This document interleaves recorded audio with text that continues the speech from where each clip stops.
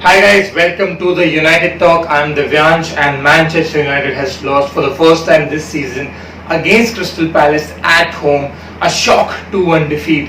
And I don't understand why or how. Because if you talk about the game, I was actually very excited coming into this game, especially after how we played against Chelsea, after how we played against Wolves. I actually thought we were going to do something different this season, different from what we've done in the last 6 seasons under Mourinho, under Van Gaal, under Moyes, and nothing changed. It was kind of a deja vu feeling for me because if you see, everybody knew that Crystal Palace, who with all due respect are one of the worst teams in the Premier League right now, and they're going to come to Old Trafford and they're going to sit, defend for their lives, put 10 men behind the ball. And that's exactly what they did. And you know what? It looked like they had a strategy for every time they did not have the ball and for every time they had the ball as to what to do then. And United's only strategy was to win the game. Because as far as I can see, plan A did not work. Plan B, they did not have a plan B. When you look at it, the first half was a start-stop half, wherein Crystal Palace actually had a lot of fouls going and they were deliberately trying to slow down the game, trying to waste time. But I don't blame them for doing that because when you have resources like Crystal Palace, the transfer budget was not more than 30-40 odd million. When you compete with a team like Manchester United, who's cash rich, who just goes and splashes cash on the world's most expensive defender, you can't actually play football against these teams. So you have to sit, you have to defend, you have to try and get that 1 point and maybe try to get all three by hitting the other team on the counter attack, and that's exactly what they were trying to do. And United, I'm shocked to see the starting lineup because when you look at Jesse Lingard, when you look at Daniel James, what the hell were they doing in the starting lineup? Now I know James scored, but you know what? What is that one thing that makes Daniel James special? That's his pace.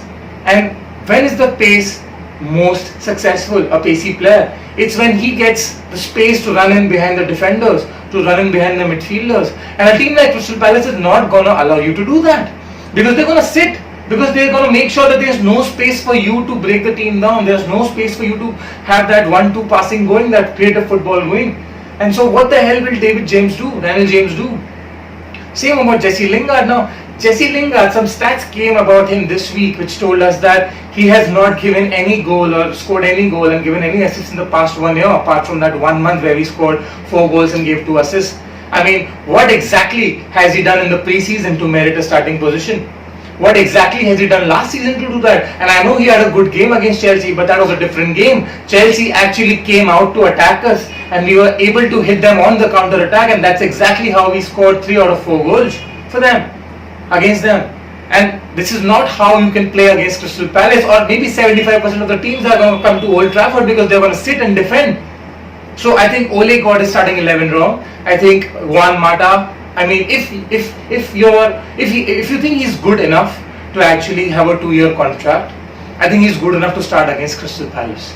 And when you talk about talents like Angel Gomez, fine, if Juan Mata is old, if you think he doesn't have the legs anymore, why not start with an Angel Gomez? I don't understand. He was not involved with the under 23 this week. He was rested for that game. I don't know whether he's injured or he's not available. What the fuck is going on with the club? I don't understand. And when you talk about this tactical naivety which is shown by Ole Gunnar Solskjaer, on the pitch, the team looked like they had a laid back attitude, like they were overconfident that they had no clue what to be done.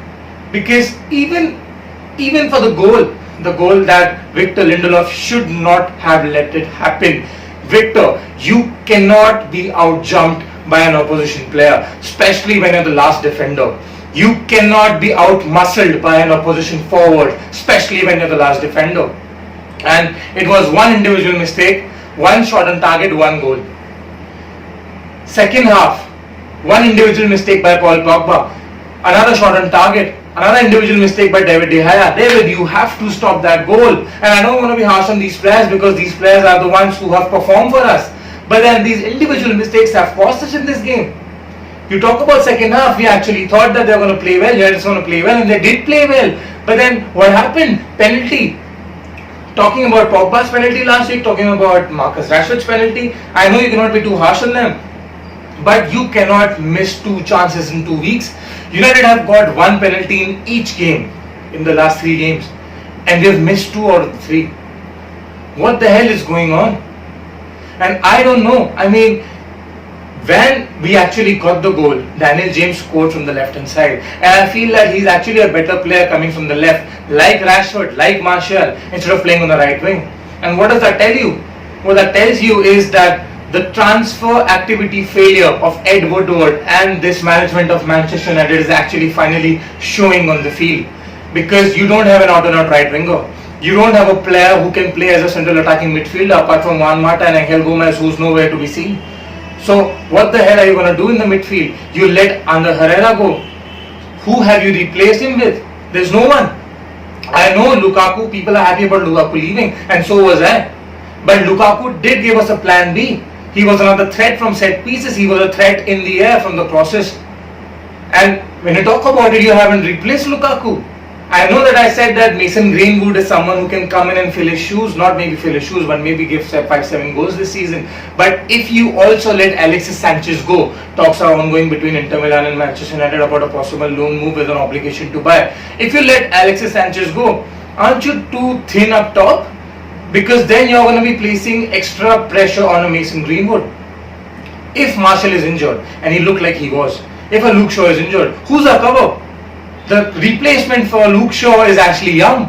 The replacement for Anthony Martial is Mason Greenwood. That's too much pressure on a 17-year-old guy. It's too much. And you talk about tactical naivety of Ole Gunnar Solskjaer and what he was not able to figure out. I mean, by bringing on Juan Mata in the 85th minute, what the hell is going on again?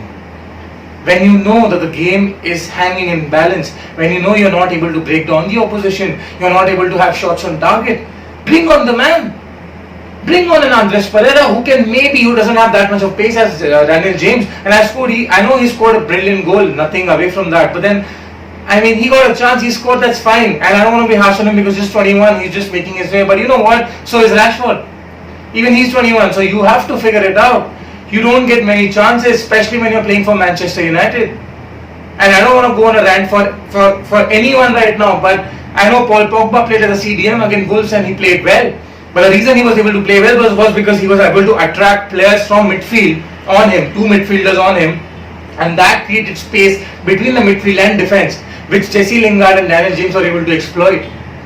Now, this did not happen in this game, and Ole Gunnar Solskjaer should have seen this coming after that first half.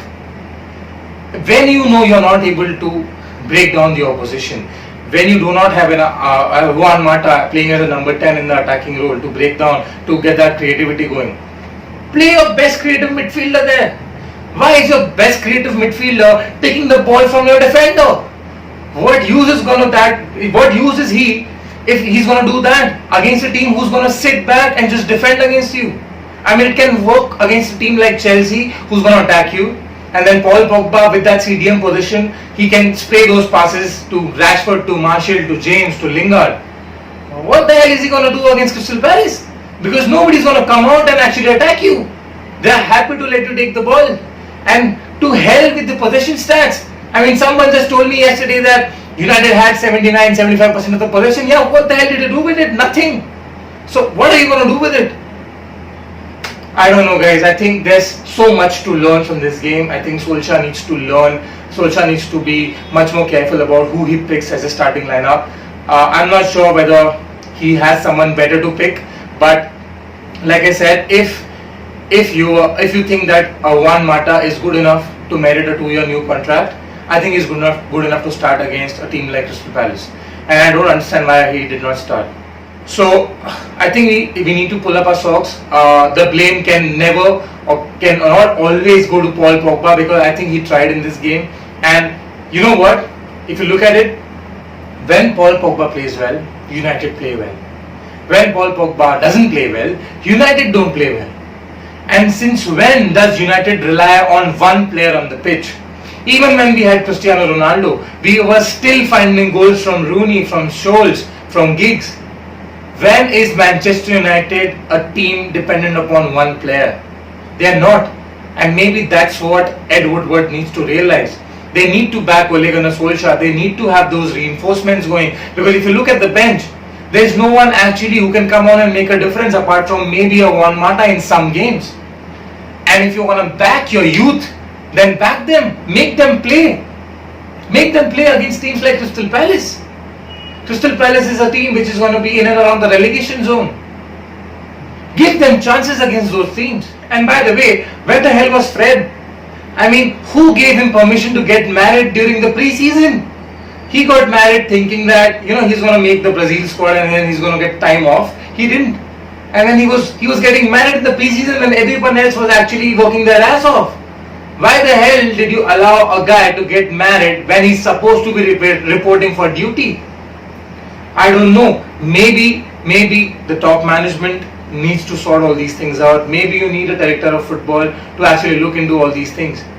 But with that being said, tell me what do you think about the video, guys. What do you think? Who should be the man of the match? Because according to me, this game did not deserve any man of the match, at least from United side, because nobody actually performed to the level that they can. It felt like nobody actually wanted to perform. So I would not give that tag to anyone in this match. But do let me know your views. Share them in the comment section below. Please don't forget to like, subscribe, share. And we have some tough fixtures coming up against Liverpool, against Arsenal, both at home. We have the next fixture against Southampton, which is going to be a tricky one, away from home. So this needs to change. This needs to be taken care of. Otherwise, you know what? You're looking at Christmas and these kind of performances that are going to happen till Christmas, and maybe, just maybe, Oli's not going to make 2020. I mean, I don't know. Maybe he won't. I really want him to do. So, thank you for watching the video, guys. Until then, I'm out of here.